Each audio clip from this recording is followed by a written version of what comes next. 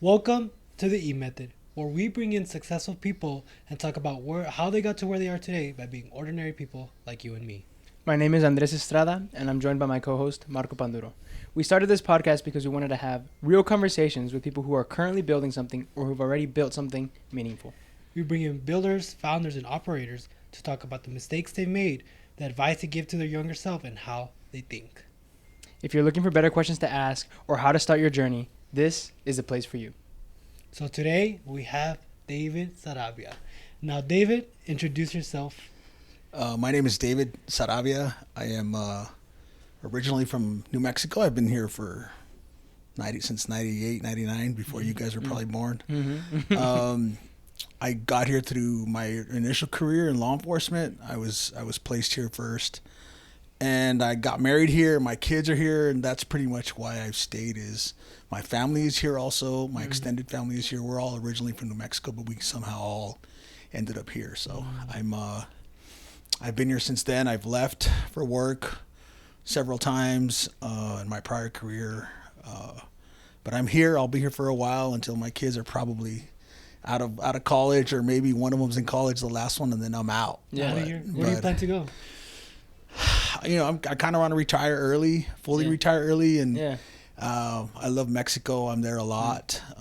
Little quiet towns. I'm not a big Cancun person or nothing like that. I don't know. I would have thought you were Yeah, me Cancun. too. No, I like being in a little resort place where nobody knows me. You Right. know, it's really small. I enjoy that, and That's cool. I like the weather. I like the cold too. So maybe Yeah. go back to my roots in New Mexico and do somewhere north of Santa Fe or something like that. But Where in New Mexico are you from? I was born in Albuquerque. My dad has been a pastor for many years, and his career took us through New Mexico.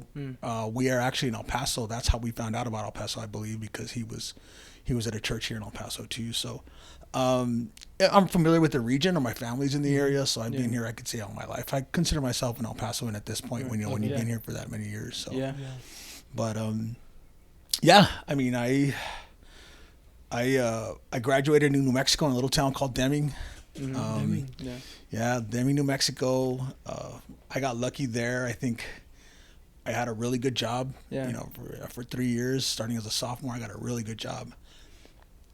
Back in the day, I was in a union in that job. I don't know if you guys have heard of those. It's more of an older thing now, I guess. Right. Maybe some of the car manufacturers have those. These Right. unions are like groups of employees, and Right. Teachers unions. yeah, is a big one. yeah. Right? And what they did for us, or for me back in that day, was, you know, by the time I had been in 3 years, I was a senior in college. In high school, I was making really good money by that time because of those unions, and it gave me some really good experience by the time I was done there.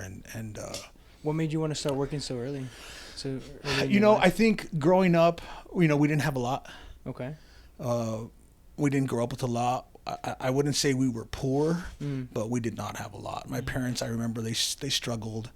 You know, I'm the oldest of 6, and my mom had us back to back to back. Yeah. And I remember, you know, them having us constantly be working. And Yeah. I remember, you know, I have memories of not having enough, Yeah. you know, and barely making it. And I think that drove me to wanting to work, you know, and that work ethic, you know, when we were very young, maybe 10, my grandparents were very involved in agricultural ranching in New Mexico. And back in the day in high school, I mean, in our school schedule was, you would get 3 months off for vacation, and you were off. And our parents would take me and my brother, my younger brother Sam, who's a year younger than me, and we would go to my grandma's, and she would say, "You guys are going to work for 1 month," and we would go work in the fields. We'd get up at 5 a.m. We were, you know, between 10 and 13, 10 and 14. Yeah. We'd get up at 5, and she'd pack us our burritos and our Cokes, Nice. one of those Mexican nylon bags, you know, Yeah. and we'd be out there with grown men cutting onions and cutting Nice. chili and getting Yeah. paid $2 a bucket, you Yeah. know, and when you do that, I think she did that for a couple of reasons. She really instilled in us work ethic, getting up early, putting in an honest day's worth of work. And she Right. would always tell us, you know, si no vas a la escuela, aquí vas a estar. Yeah. You know, you don't go to school, you don't get a good job, you're going to be out here in the fields. Right. And that really kind of tethered into our DNA, a work ethic and a drive. Because, you know, you're 12 years old. Right. You get $80, you know, you work 14 hours in the field and somebody hands you $80, you're like, wow, this is $80, you know, and exactly. so we would do that. And then, you know, we'd probably go a couple weeks or a month. And then the next month, me and my younger brother, we would go swimming. So it was in a little town called Chamberino, New Mexico, which is out by Gadsden High School out in that area. It's a little ag town out there. So, Yeah. but that really instilled in me work ethic. Yeah. My parents always worked. My mom graduated from college later on in life. She had to raise all of us. And so by the time I got to legal working age, I was ready. I wanted to work. Yeah. And it was good and bad in the sense that I was already used to making money in high school. Right. So the thought of going to college and not making as much money as I had already made, it was pulling me away from that, from that following that path, and it happens to young guys who start making a lot of money early. Right. And you're like, man, I can make money. I don't have to go to college and make all this money, know, and Right. it really changes the path of how you go, Right. Right. And, but I got lucky, I graduated high school, shortly thereafter, because of the experience that I had, the work experience. Yeah. I was able to pick up a really good federal law enforcement job. Okay. And, that took me through my 20s, into my 30s. Yeah. Successfully went through that, and did a lot of overseas work, worked with a lot of different environments, learned several languages, really. What languages? I learned Arabic. No way. No way. That's cool. Yeah, I learned Arabic, and it was good and bad. Again, you put more tools in your toolbox, Right. and you become More. you're in demand, Right. and Right. the more you know, and for me, I loved it because I was young still, and I wanted to get out and do everything and be everywhere, and it was great. I mean, I had great experiences. I'm a brown Mexican, but if I grow a full beard and I put a hijab on, or I put and I speak Arabic, I look like an Arab, and there was a lot of times where nobody knew, we'd be in areas where nobody knew exactly who we were. They figured we were locals, and No way. yeah. But I mean, and it goes back to you having those tools, Right. You have those tools. Wait, so then that was, you said law enforcement. Yes. But they were sending you over? So my job consisted of, it was a law enforcement job. Yeah. But that position took me to Southeast Asia, and a lot of my work was done in those areas. So, and it's good and bad because I ran myself ragged from 18, 19 years old until I was, until I was 37, 38 years old. I thought you. So I was about to guess you were still like 35. now I'm 46. Oh wow! So- Yes, you look Honestly, good, I thought man. you were younger too. Yeah. I was like make- 37. Yeah, I was making a bunch of jokes on the way. Yeah, you made me I thought walk you were 3 like flights of 35. stairs up here. Yeah. Well, dang. So That's from 20 that, years. Yeah, 20 years. Yeah, almost 20 years. And for me, I think going back to my upbringing, I think, being that I was a pastor's kid, growing up as a pastor's kid comes with a lot of responsibilities that you don't even know about, Can you and name some of them? well, it's you're under a microscope. Mm-hmm. Whether you like it or not, you're under a microscope, and it's hard to grow up as it is, and then being under a microscope is even harder, and you don't realize the pressure of you being a kid, and just being a normal kid, making the mistakes you do, good and bad, the amount of pressure that gets put on your parents because they're technically the example of what a church should be, and it's unfortunate. I've had a lot of beautiful experiences, just as many as the worst experiences we've ever had. And I have a lot of friends that are still, I still consider myself a pastor's kid, and I have a lot of friends that are still, and you see it in them, you see the good and the bad. And I wouldn't change it for the world. It really developed who I was. It got me through my career. Honestly, there were situations where I think if God hadn't been there and he hadn't heard my voice, I wouldn't be here. And I completely stand by that. There's several situations where I tell a lot of people I've lived, the life of 5 or 6 men. I've done so many things.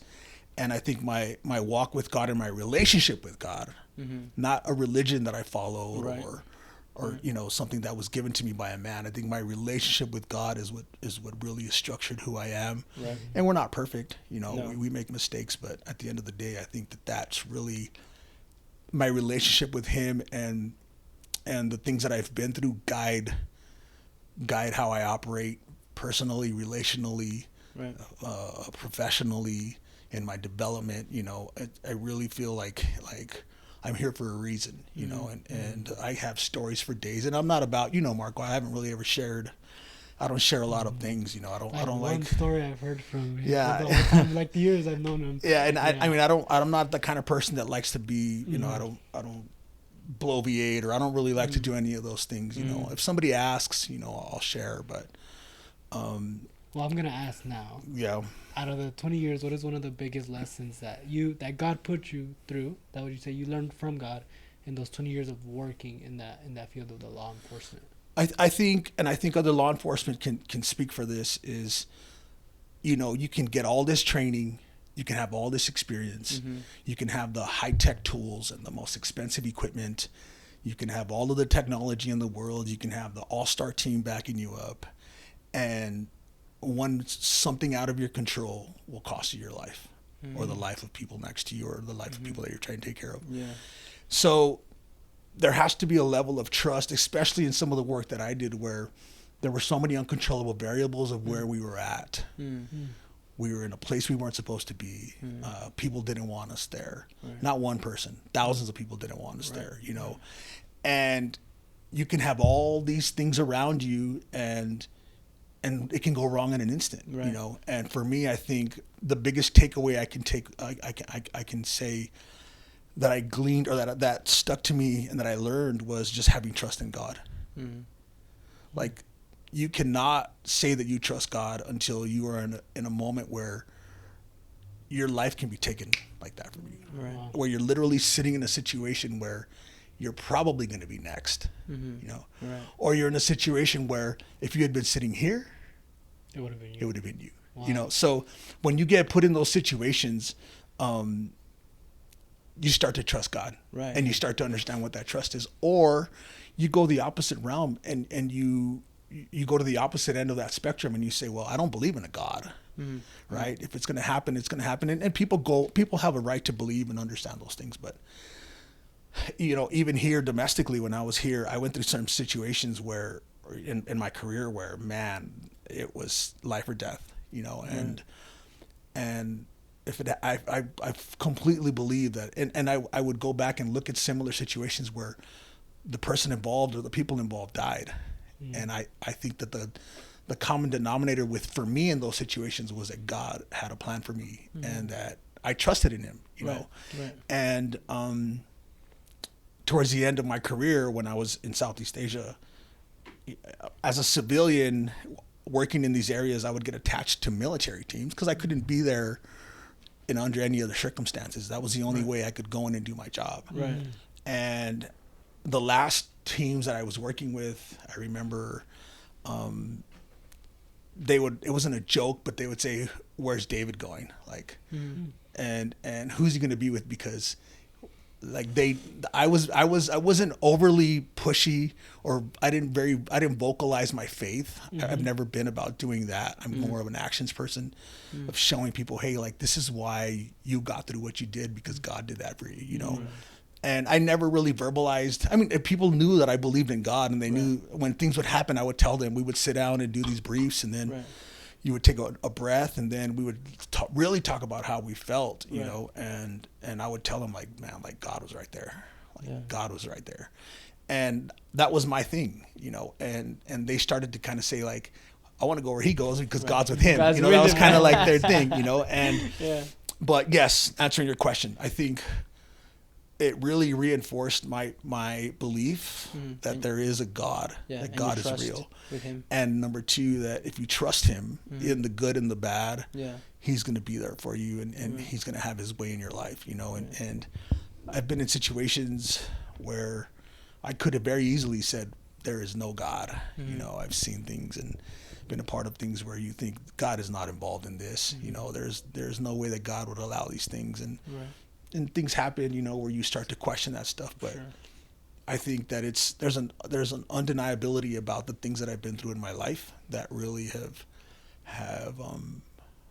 have shown me that God is real, and that if I trust Him, His way in my life is going to be the way it's supposed to be. You know, and even the way I got that job, my last job, I applied. I was very young. Yeah. There were 38 positions in the whole world for that job. 38. I didn't have the experience enough. I didn't have the qualified experience to get the job. Right. I didn't have the operational experience to get the job.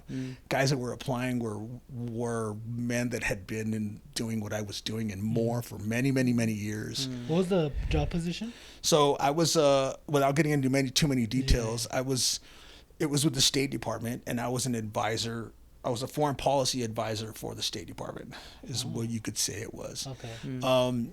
I just put in for it because I wanted to get into more, and God opened that door.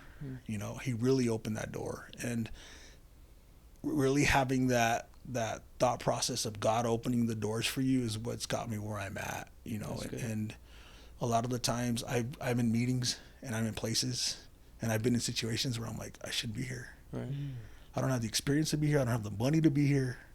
I don't have the qualifications to be here. I don't have the equipment to be here. Right. But we just talked about it, right?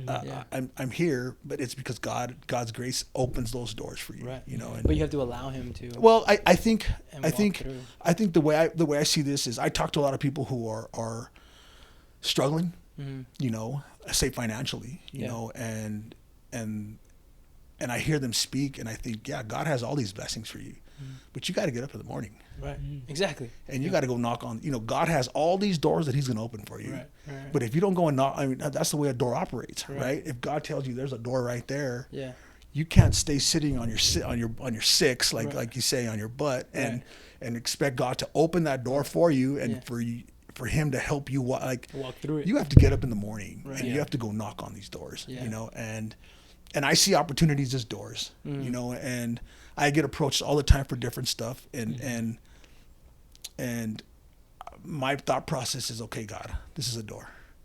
How big? Oh, this is a massive door, like that door, that we're talking about. Yeah. And I think, you know what? If you put this opportunity here, I'm going to walk through it. And if it doesn't work, it doesn't work. But if you presented that door, and I'm going to go and knock, and I'm going to go open that door. Right. And if I walk through it and it's not for me, right, that's fine. Yeah, I have trust. Exactly. Yeah. And for me, the other thing is, I think I've failed at so many projects, things that we've started that haven't got off the ground. Kind of transitioning out of law enforcement. When I got back, I came back, and I had gone from my teenage years to 37, 38. I was a mess. I came back physically, spiritually, emotionally, mentally, just ragged and broken just from operating on this level for so many years. And my plan was to take a break and, again, going back to God's plans, and trust. I didn't have a solid plan when I was done with the government.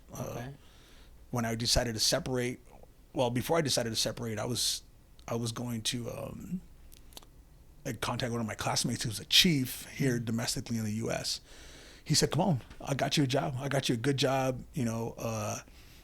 You'll be making a lot of money here with me. Just transfer your paperwork in. I'll get you in here."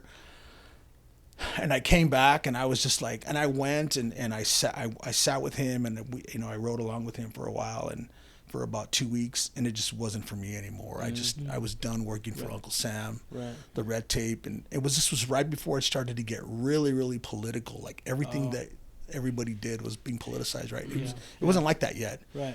And so I was done. I got out. I was done, and I didn't really have a plan. I was going to probably do some contracting because I was getting offered jobs to do some government contracting, but I didn't know. I didn't know what I was going to do, and I came back with, physically, like I said, tore up. I came back with PTS and all the letters that you could think of, a TBI, all that stuff. And it took a long time to process through that. But in that process, a few years in, almost a year in, I ran into an old friend of mine at church. And this is how I got into logistics. I had no experience nothing of that sort. And I run into him. I hadn't seen him in a lot of years, and he's in a prominent family of transportation in Mexico, and he's a great friend of mine. Okay. And he said, "Hey, let's go do coffee. You know, we're talking about doors here." And I said, "Yeah, let's go." You know, and he said, "Hey, we were talking about I had just got married, and my daughter had been born, and we were catching up." And he said, "What are you doing now?" And I said, "You know what? I don't know yet. I'm here. I'm trying to get through this. I'm trying to decompress. I'm trying to get through all these things." Right. And he said, "You know, I started a trucking company here in El Paso, a small one. My son's running it. He's very young. You know, I need some eyes and ears, somebody I can trust there." I said, "Look, I don't know anything about trucking, Right. you know, but I felt like it was a door, Right. you know, and I wasn't qualified to do it. I didn't have the experience to do it. I had no idea what I was doing. And I started going to his office. Well, started going to that office. And I was there for 2 years. I ended up staying for 2 years and partnering him with that company. Nice. And that company grew, and I started to fall in love with logistics and transportation. Okay. And I separated from him. I met two of his brothers in the process of being with that company, and we started our own smaller company. But I already had all the experience. You know, I had made a lot of the contacts, and we started a trucking company with an old beat up truck from Juarez that we borrowed. You know, and You and the brothers. yeah, me and the two brothers, and I went and bid on this mining contract to do transportation for a mine, and no experience. We didn't have the equipment to do it. Right. We didn't have the trucks to do a big contract. Right. We didn't have the yard to put the trucks. Right. But I went and put the bid in, and I said, you know, I think this is where I really started to not test God, but trust in God and say, look, you promised me these things. You open these doors, I'm going to walk through them, you know. Right. And we got the bid. And I said, you know what? The only way we're going to be able to do it is if you pay us 50% of the contract up front. And my partners were like, you're insane. Right. They're not going to do this. Right. Right. They're not going to pay you this much. And it was a massive contract. Yeah. I said, we're going to get it, because if we don't, we're not going to have the trucks Right. to do this work that we put the bid in for, you know. Right. And we got it. And Wow. that kind of launched our logistics company. And that's where I really kind of got my feet wet into running businesses. So that was like more of your first business. Yes, that was the very first real business that I ran, that I operated, that was mine, and we had some huge successes. Yeah. And we had some catastrophic failures. Yeah. You know, Normal. we were on the mountain and we were in the valley. Yeah. You know, and we would try one thing and we'd fail miserably at it, but we wouldn't quit. We would going. tinker it or tailor it, or we would do something else, you know. And that's kind of where my business career launched itself, was in that logistics company, in that trucking company. You were about 39, 38? I was, let's see, 37. I started at 38 when I started that. 38. Okay. So I did that for about 5 years. I think I was 30. Yeah, I was 36. I got out when I was 30. Yeah, 36, 37. Okay. 2 years with him, and then 4 years with this company. And man, those guys, we worked. You know, and you guys know, because you guys are doing it right now. We worked, you know, Monday through Saturday, 16 hours a day. Right. And we worked and we worked and we worked, and we had to put the time in to get it off the ground, you know. And why did you leave? Why did you leave your friend? Because so that company that he had started, it was his son's. He had opened it up for his son who had graduated from college. Gotcha. And we partnered up, and I learned a lot from him, but we got to a point where I knew that I wasn't going to be able to grow professionally there or entrepreneurially there. Right. There was a cap there. Gotcha. Because he was, obviously his priority was his family, which I understood. Right. And him letting me in that door is something I'll be forever grateful for. Right. But I knew that I wasn't going to be able to grow to where I knew I could grow. Right. With that company. Yeah. So I decided to separate myself, and that's when his two youngest brothers, we ended up partnering up and creating the company that we started. Gotcha. Okay. Those guys ended up being my best friends. Yeah. My very, very best friends. I learned so much from them. Like I said, we went through a lot. We went through a lot, and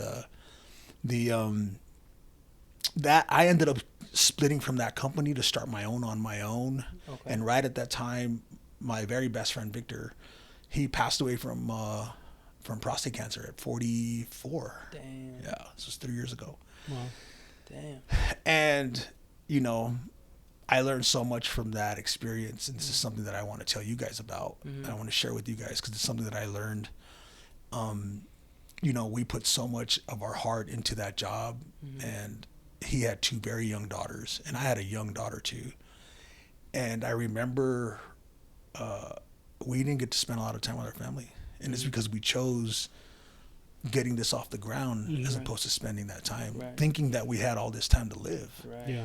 You know, and he's 40, right? and he was 44, and I remember being at his funeral and seeing his daughters, and they were very young. Yeah. And I remember thinking, man, like all the time that we spent at the office and building this, we could have carved out more time. You know, he could have carved out more time because he got taken like that, you know. And when that happened, it really flipped a switch in my head because I had been working from the time I was 15 years old until that date, just nonstop, go, you know, because you grow up hungry. You guys are very hungry. I see that about you guys. Right. But I think that I learned from that death, and it changed how I operated. Yeah. Right. You know. Since then. Yeah. Now I'm sure you know I play a ton of golf. Yes. I travel as much as I can. You're know. gonna teach us, right? Yeah, I we're gonna mean, go play. here on camera. Yeah, we're gonna go get play. to Yeah. Play it. All right. I kind of changed the dynamic of how I work Okay. because you're gonna blink and 5 years are gonna go by. Right. And what do you have to show for it? Oh, you have this successful company, great. But what else? Right. How are the relationships with your family? Right. How are the relationships with your children? Right. Are you married? How's your relationship with your wife? You know. And I understand the grind. Right. And it takes 1,000% to get a rocket off the ground. Right. But at the same time, I think if I could have changed anything, it would have been really. And I think I got lucky because I was able to kind of flip the switch early enough where. Right. You're still young. Yeah, exactly. Yeah. I was young enough Yeah. where now, like, if my kids need something now, and it's been like this for a while, I'm there. Right. I'll choose my kids over the work thing. over work because work is always going to be there. It's always there. And I think the way you tailor your goals also, because you think, man, if I don't hit this goal, I'm not successful. Right. Right. Right. But that goal doesn't necessarily have to be by January 1st. Right. It doesn't have to be a set thing. It Right. could be something that you keep working towards, you know, and if I could give you any advice, it would be stay hungry, but don't get too hungry that you blink Right. and you haven't had a successful relationship. You haven't, you know, and you're going to struggle, you know, I went through my struggles and stuff like that. But I think now I see life kind of differently and I approach projects and work differently where it's, what am I going to do for myself right now? Or what am I going to do for my kids right now? Right. As opposed to putting them, making the second priority to, oh man, I got to do this. Right. Exactly. I got to build this, you know, so. Yeah. And in retrospect, though, the tough part is that when you're in it, you're blind to it. Like, of course. Because you had the kids, you had the wife, but you just feel like, no, this is number one. I have to do this. Right. And so it's good to talk like this because then it's like we can now see a little bit more into the future.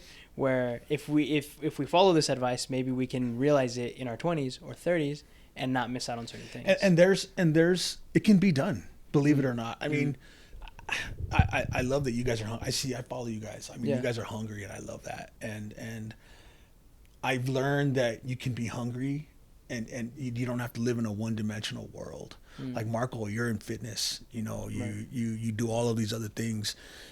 You don't have to push to get a business off the ground and only do that. Like I have so many friends, I have a lot of friends who are business owners. I have friends who are starting companies and stuff like that. And I have friends who are professionals in all walks of life, medical, you know, and the ones that are focused on their work are very successful and their marriages are lacking or and that happened to me, you know, and their relationship with their kids isn't probably what it could be. you know, but I also have friends who are very successful in all of the fields and they have great marriages. Right. You know, exactly. they're very connected in their marriages.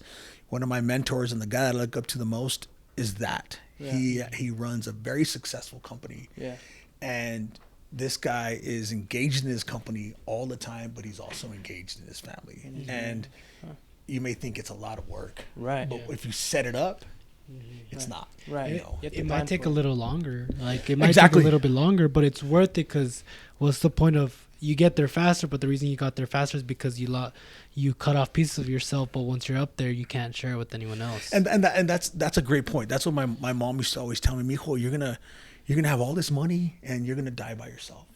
You know, because we were so focused on doing this. I literally stopped exercising. I got physically sick because we were so focusing on doing this thing. Right. And I have friends who are multi-millionaires Yeah.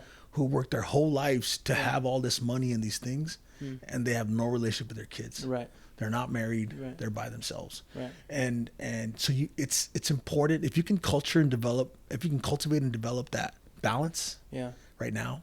Yeah. You guys are going to be fine. Right. You know, because you become a workaholic, you don't have time for a family or a wife. Right, exactly. Or if you are a workaholic and you do get a wife, you're probably not going to do that. Right. It's not going to work. It's probably not going to work. Yeah, Or you're going to exactly. you're going to put into it as little as possible. You know, Exactly. so. You have to have your priorities though, because there's some people, and because I think about Elon Musk when I think about work, the guy has multiple baby mamas and 12 kids, but his priority isn't family, which in my opinion he should just have not had a family because now those kids need a dad. But his priority is getting us to Mars and getting this civilization to be on another planet. If that's your mission fully, then focus on that. Don't be selfish and go play around. But you got to have them straight. And the reason why he keeps doing it, and he's going to probably end up with 20 kids, because he has the money to be able to support that kind of lifestyle. he can, exactly. And now, is there a certain morality, a certain lowered morality to it? Probably, because of the kids, like you said. They need a dad. But he's so rich that it doesn't matter how many kids he has. And there's a lot of famous people, a lot of people, a lot of money that have 10, 15 kids. We can go on forever about those kind of guys, But I think it's having that balance, and really, if you really want to have that life. And there's guys who do. And I have friends that don't care about having a family or being married. Right. I have two friends that are females. Yeah. They don't want kids. They don't want to be married. Really? And they have very successful companies, and that's all they want. Yeah. And that's fine. Right. That's fine if that's what you want. Do Right. it. Do it that way. Right. And Now, but then you believe in God, so in the Bible, I mean, you're supposed to multiply. Woman was made for man, and so you would multiply. So then, obviously, Paul later on says that it's okay to be single. That's okay. It's not a sin to be single, Right. but we were made to want to procreate and multiply. So then, I think like at some point in your 70s, when you're done, you have this fruitful kingdom in the business, you're gonna feel lonely. I feel like you're just gonna feel lonely. yeah, I think kind of the mammalian instinct is to have legacy, right? To have a family, to Right. have your. To have even animals do it. Elephants are very. I have a big elephant tattoo because I really. They're such more better creatures than we are. I've gone to I've gone to some safaris, and I've gone to some rescue centers, and I went to one in Thailand. But they're just, that's all about legacy. Yeah. All about going back and really being family oriented and that's where success comes from. Right. I think is if you have more people in your corner who are your family, I think you can be successful. Right. You can, yeah. Yeah, and you will be. Yeah. More than, and you have your problems. Your family's Of course. family. Right. You're gonna have your issues, but I think at the end of the day, who's in your corner and who's not.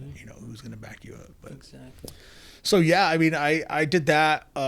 Victor passes away. I had the trucking company for a while, and then the economy changes. I'm not going to say when, but the economy changes, and it starts to really take a downturn. And that's when I'm starting to think, this isn't sustainable long term. It's not. And it's, right around that time, I'm starting to look at more property. I start to get more property centric, and This is after your own business, your own logistics right. business? This is Okay. so I still have that company. Oh, okay. We downsized it and we changed the way it operates just Okay. because of the way the economy has been. Okay. Right now, thank God, we're actually starting to grow it and back the way it was. But Okay. when that started to happen, I said I got to diversify. I got to do something else, and thank God I've been able to make a lot of relationships, a lot of friendships. You cultivate friendships. I shake everybody's hand. Right. I say hi to everybody. You kiss all the babies. Yeah, kiss all the babies. Yeah, all the rings, and the babies. You have to make sure the rings, because the rings pay, right? And even now, I mean, in my gym, I know old guys at my old. I go to an old guy gym, and I love going to that gym because I meet people who, in 20 minutes, blow my mind about business or marriages, or I met this guy, Don Victor. I met him the day before yesterday there at the gym using a cane, and I came and threw myself on a couch. There's 2 little couches there at the entrance, and I sat down. I said, I like to see you here. He's in a cane. He's in jeans. Old man. You know, I'm thinking he's 85. And he sits down, and I said, I just want to. I tell him, I just want to be how old you are. I want to be here when I'm your age. He said, how old do you think I am? He was 94 years old. Dang. And he blew my mind in 10 minutes. Yeah. His wife had passed away like 2 months ago, and Oh, wow. they're married 68 years. Oh, wow. And he said some things to me that crystallize, my perspective and what my goals are and how I'm living my life. But that's a whole part of going back to making those connections. Yes. Like making those connections and kissing the rings and kissing the babies. And so I'm starting to look to diversify what I'm going to be doing. And some opportunities open up to merge with a business partner who had several properties that were being mismanaged. The matriarch of the family had passed, and they needed help in kind of wrangling all of that up and really cleaning that process up. And I came into that kind of with an open mind because I didn't know a lot about it. Right. Property management, real estate, I didn't know a lot about it. And I really did my best to kind of clean the situation that they had. The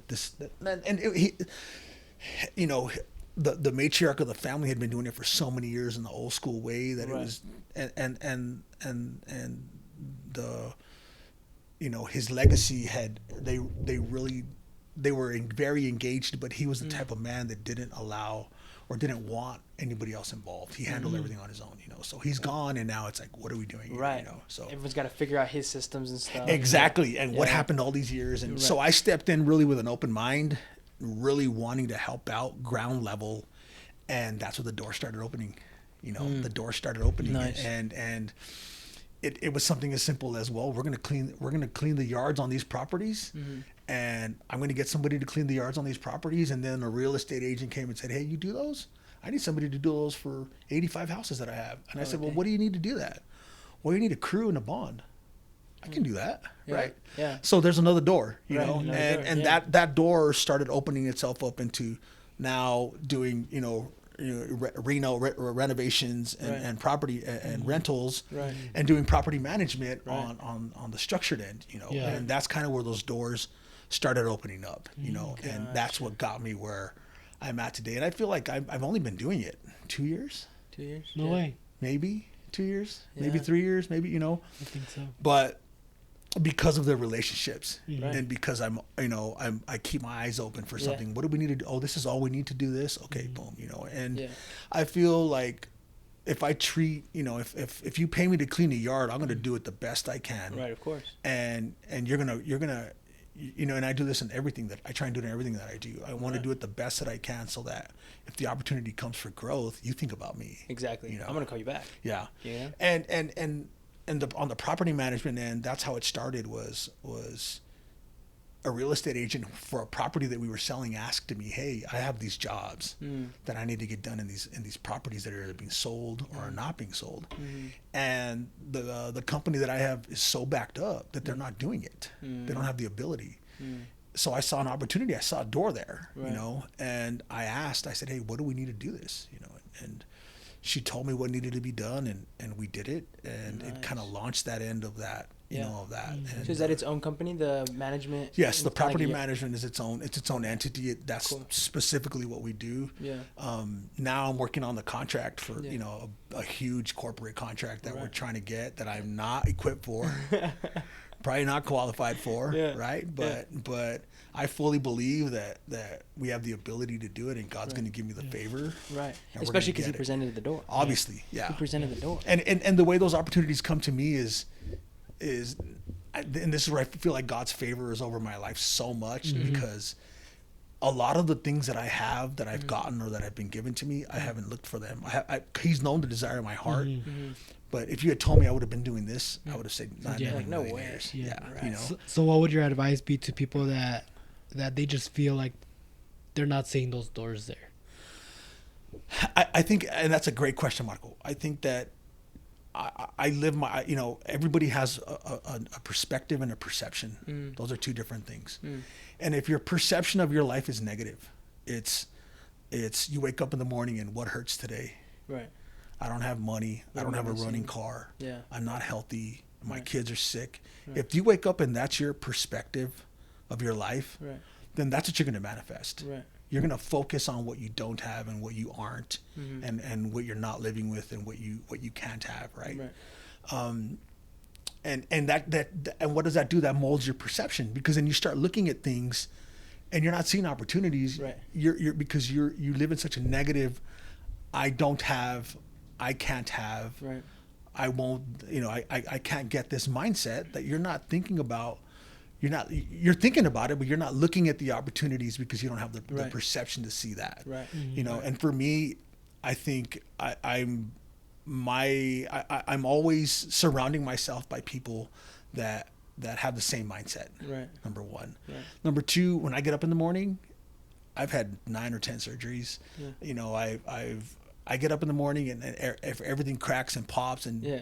I'm like a wire. I'm bent like this in the mornings, and at 10 o'clock, 2 coffees, I'm finally kind of getting straight, Yeah. But I get up and I'm grateful, and I'm Yeah. hungry. I'm still hungry. Yeah. And I fully believe. I wake up and I'm grateful, first of all, because my kids are healthy, my family's healthy. I have great friends.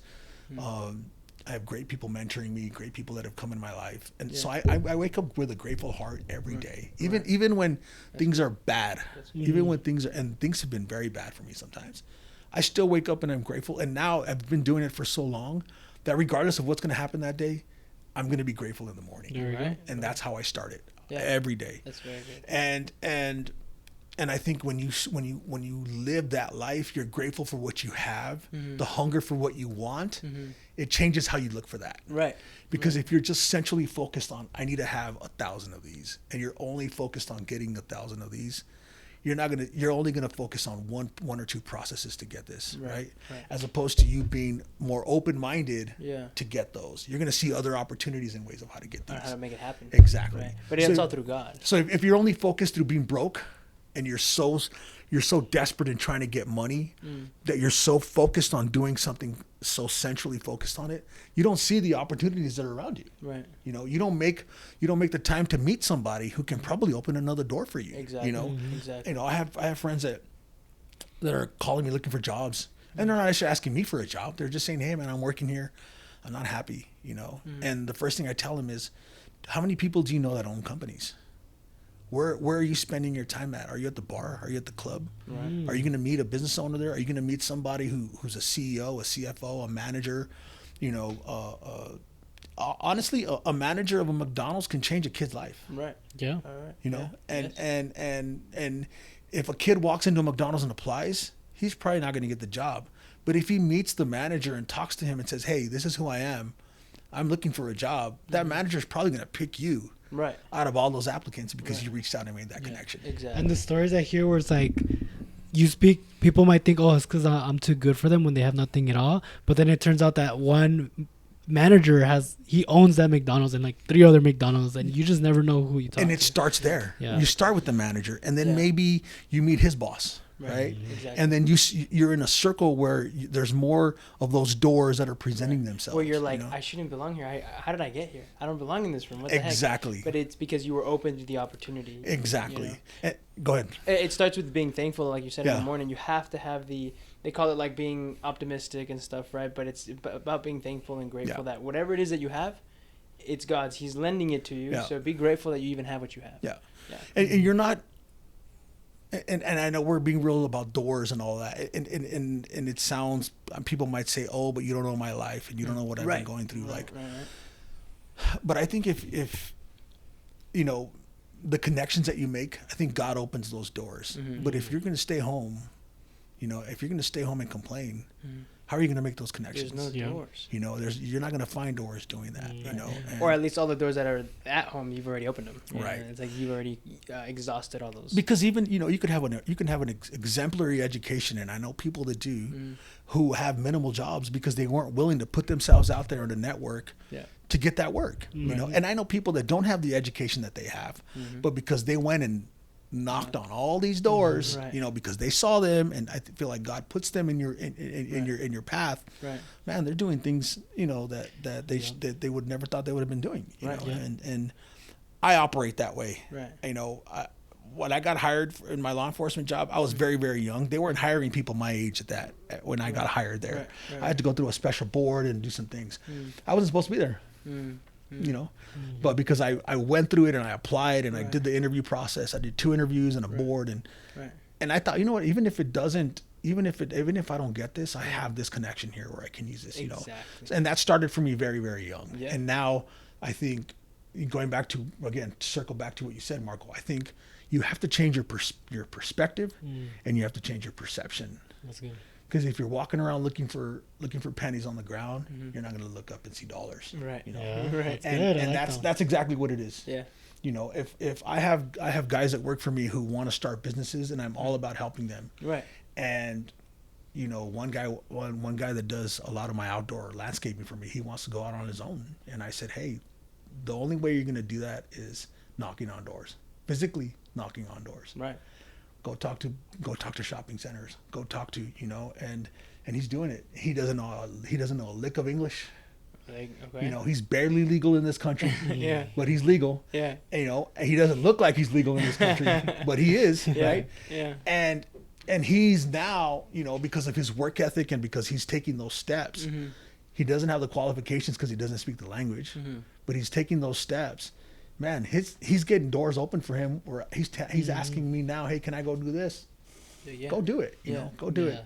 And even me now, I'm still in a place where I am looking up.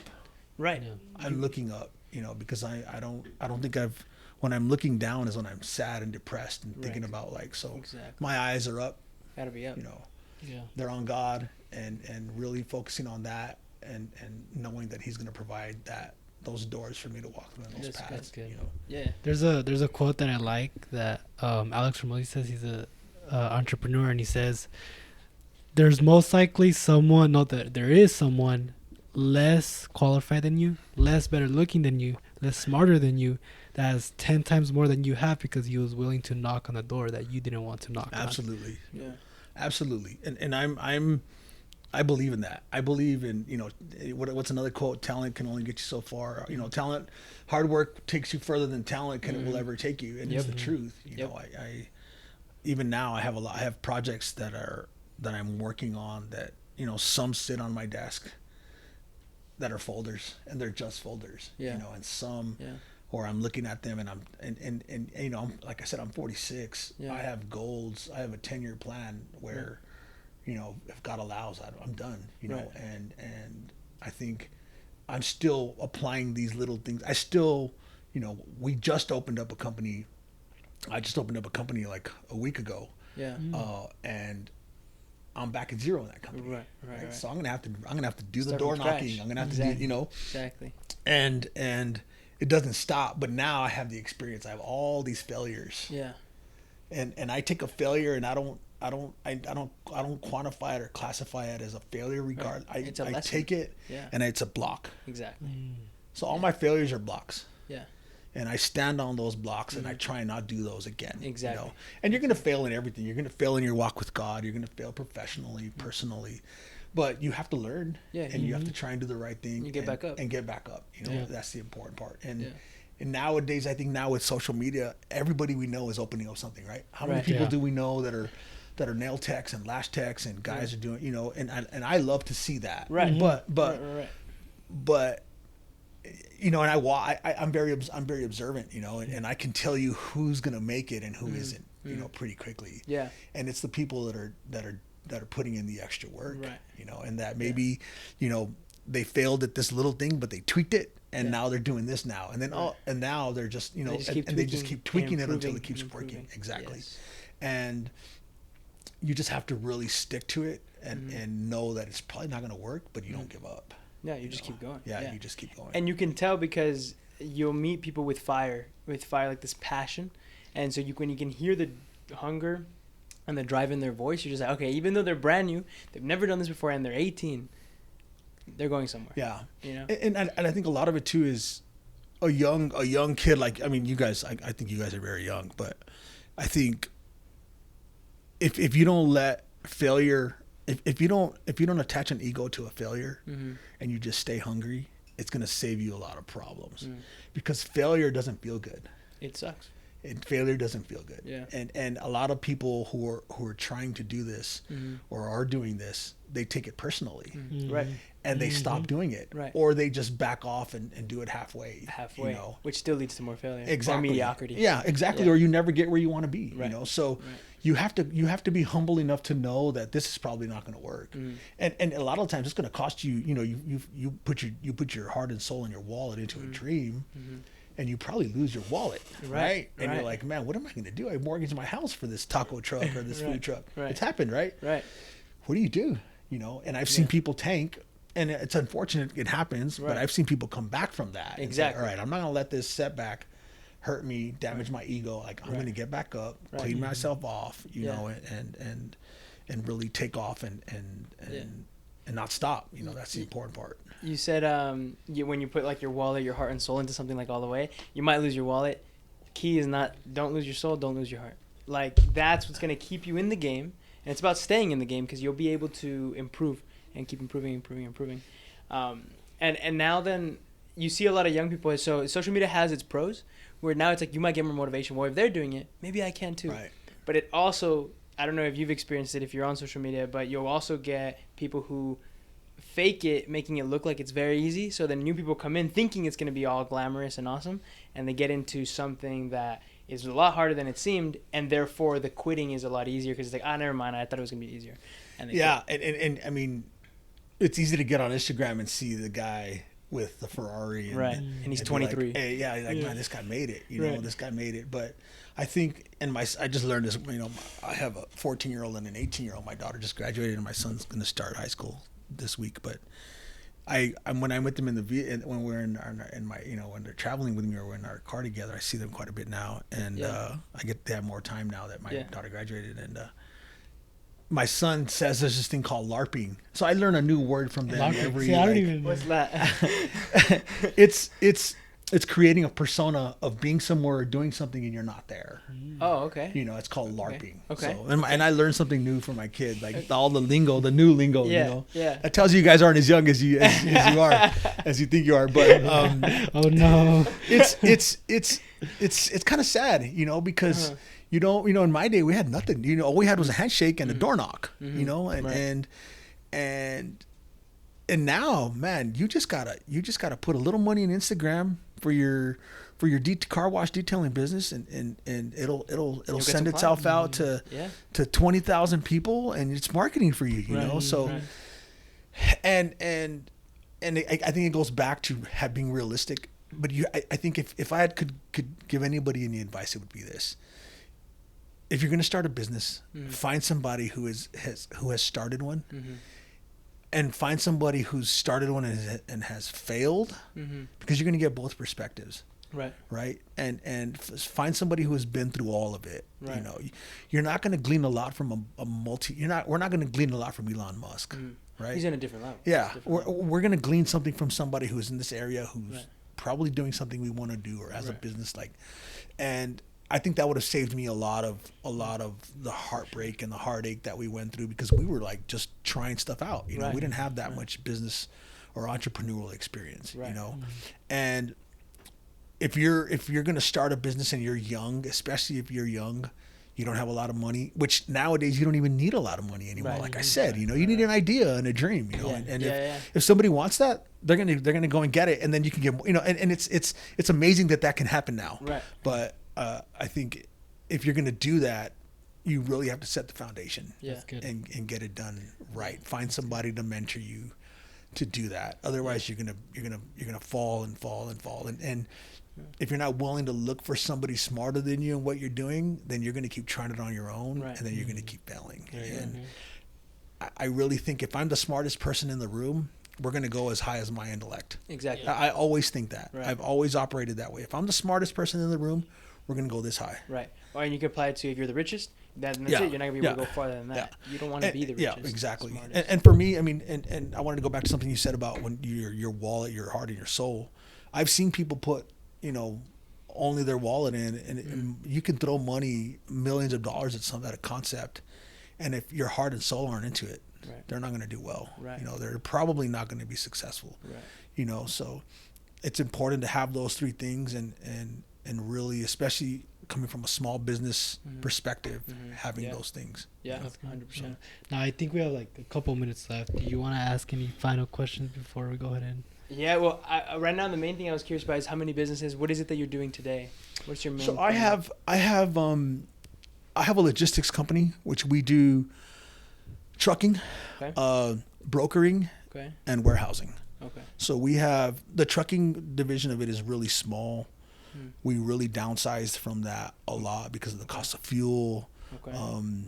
Just the economy wasn't in a great situation. Okay. I've really focused on just maintaining them now instead of growing them, because Okay. the bigger they are, the more problems. Okay. So you have to also find a spot where how many problems and how much stress do you want? Right.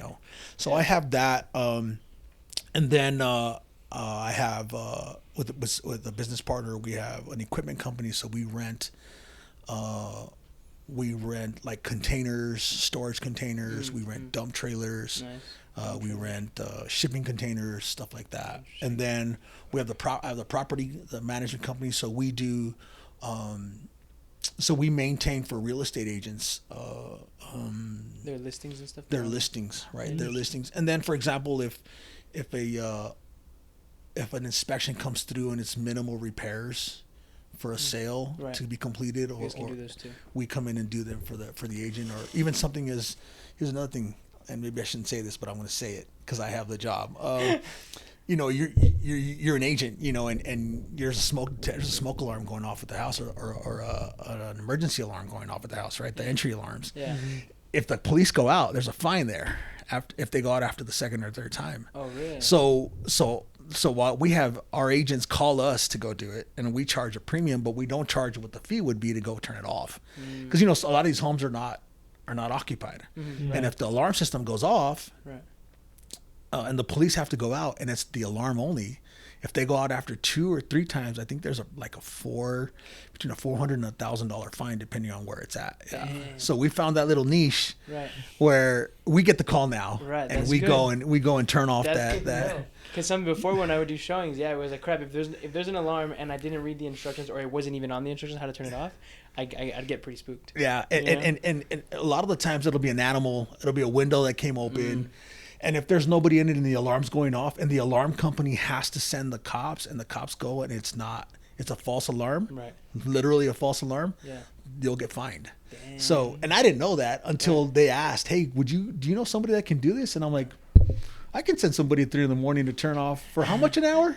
I'll send somebody to do it for this much an hour, and That's so, a cool niche, yeah. so yeah, I mean, it's just looking, Yeah. so we have that. And that's part of the management company. And then I have a business partner who's amazing. You know her, Marco. We're doing we're buying and doing renovation on duplexes, and Nice. we're trying to grow into apartment complexes, and Nice.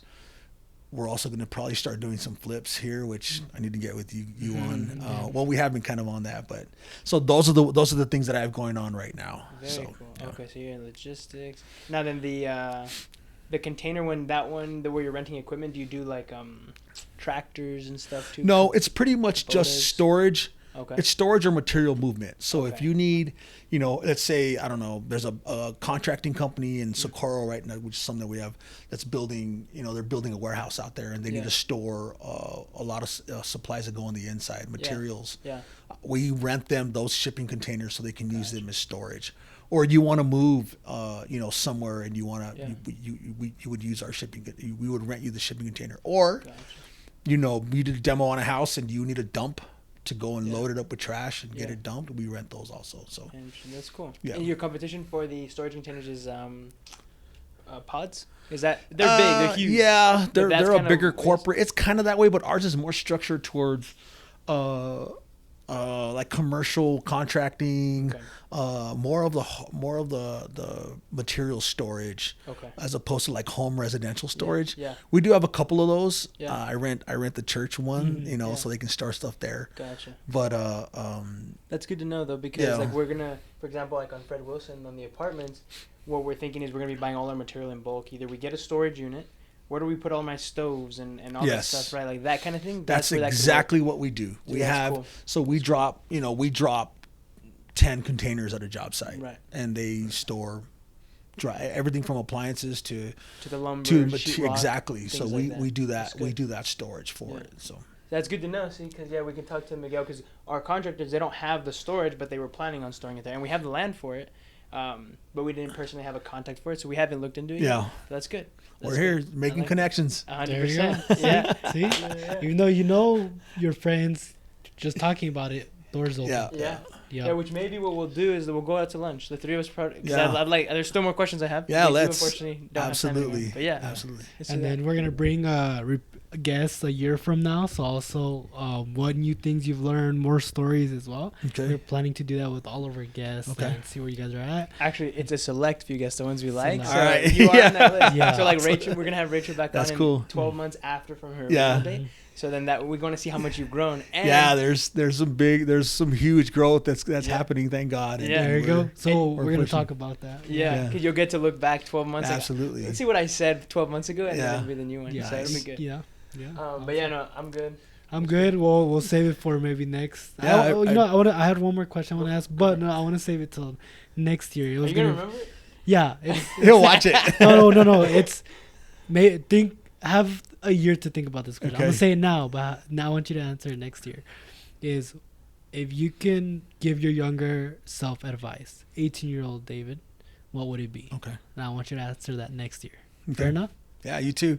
I'll ask you guys the same question. Okay, deal. And I appreciate you guys bringing me out Yeah. here, man. I Yeah. really, you guys are doing a good thing here. Yeah. I love that you guys are diverse. You guys are connected spiritually to it too, which you're gonna see that God is gonna do great things if you guys keep that as a central part of your life, man. You guys Yeah. keep going, and Marco, I'm proud of. I mean, I personally know Marco, and Yeah, I'm yeah. proud of.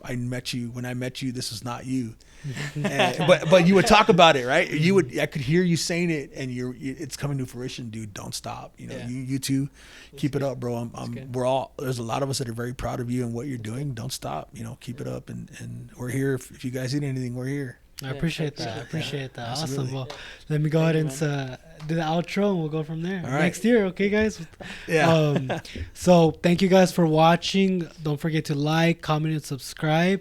And if you want us to bring on anyone specific or ask certain questions to our next guest or in a year from now, let us know in the comments, and we'll see you on the next one.